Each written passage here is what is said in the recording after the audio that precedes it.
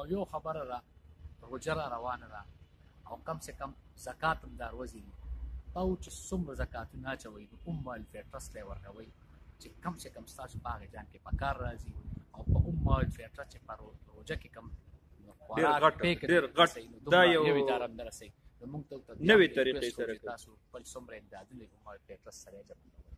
السلام علیکم ګرانو کتونکو، زه یم تفهیم زیم شین جی.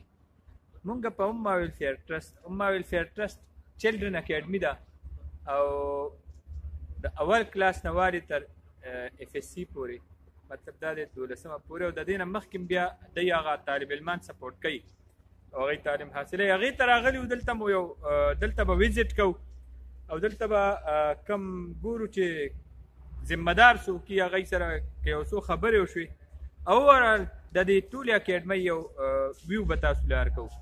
خو دلته کې راتلو یو مقصد مو کله چې دا اکیډمي شروع کېده او د دې اوپننګ سرمني وه او د دې افتتاح وه او دلته د دې سنګ بنیاد کېښوی شو، نو په هغه ورځ مونږ راغلو او تر ننه پورې زمونږ د ادارې سره یو رابطه ده، د اکیډمۍ سره یو کنیکشن دی د میډیا په بنیاد دی.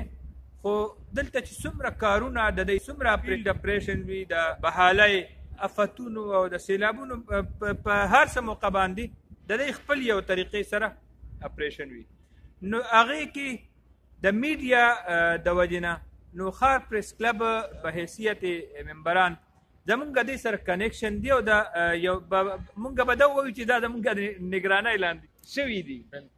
خو نن مونږ ته پته ولګېده د اداره څه مشکلاتو سره هم مخامخ ده.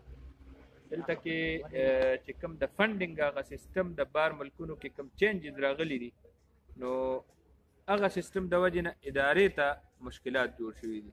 اگر چې دی کوشش کوي دی شاته ډېرې فارم جوړ کو، خپل ځان دپاره سورسز جوړول او پیدا کوي، خو کم چې په میدان کې اپریشنز روان دي او کم دی مخکې نه را روان کړي دي، نو د هغې د بندېدو او کټ کېدو خطره ده. نو دې ټایم کې زمونږ د پاکستان چې کوم مخیر حضرات دي او د پاکستان کوم خلق دي، ادارې دي، حکومت دی، وزیران دي، د دې ټولو خپله څه ذمهواري جوړېږي. حافظ صاحب، زه به یو خبر وکړم. زه تقریبا په 95-96 کې راوتی یم صحافت ته، خو ما په دې خپل عمر کې داسې اداره نه ولیدې، فلاحي اداره ویلفیر ټرست چنګلي اکیډمي. حقیقت خبره، زه خو پرایویټ سکولونه ادارې فلاحي ادارې خو ما ډېرې مو کتلي دي که نه، خو داسې شی زه چې دوی کوم ځای کې افتونه راغلي که نه، هلته دوی کویک ایکشن اخیستی او هلته یې ځان رسولی. که په 2010 په سیلاب کې ته وګورې نو ښار ټول تباه و.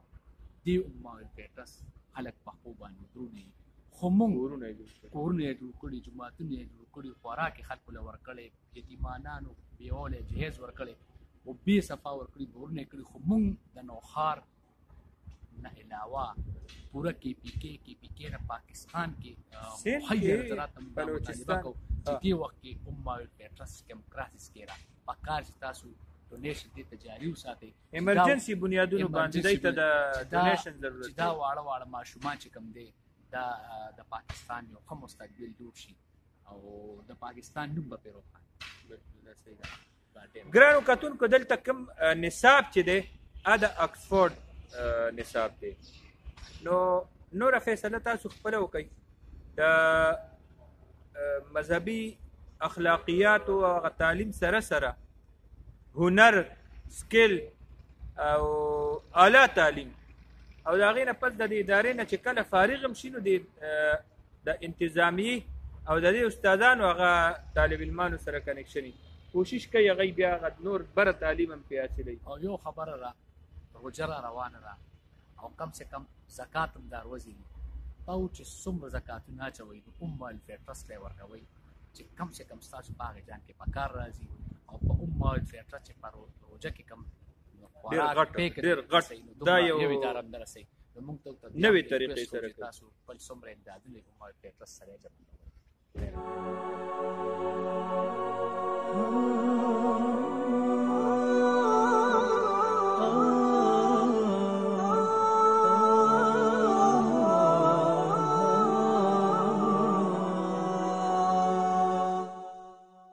وقفت حروفي عند باب نشيدي، والشوق يركض في مجال وريدي، والريشة الخضراء تهتف في يدي.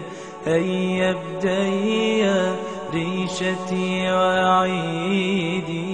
وقفت حروفي عند باب نشيدي، والشوق يركض في مجال وريدي، والريشة الخضراء تهتف في يدي.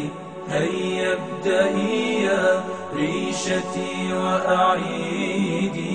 يا قارئ القرآن داوي قلوبنا بتلاوة تزدان بالتجويد. يا قارئ القرآن داوي قلوبنا بتلاوة تزدان بالتجويد. هذه ينابيع الكتاب تدفقت تجري بنور في الحياة جديد. وقفت حروفي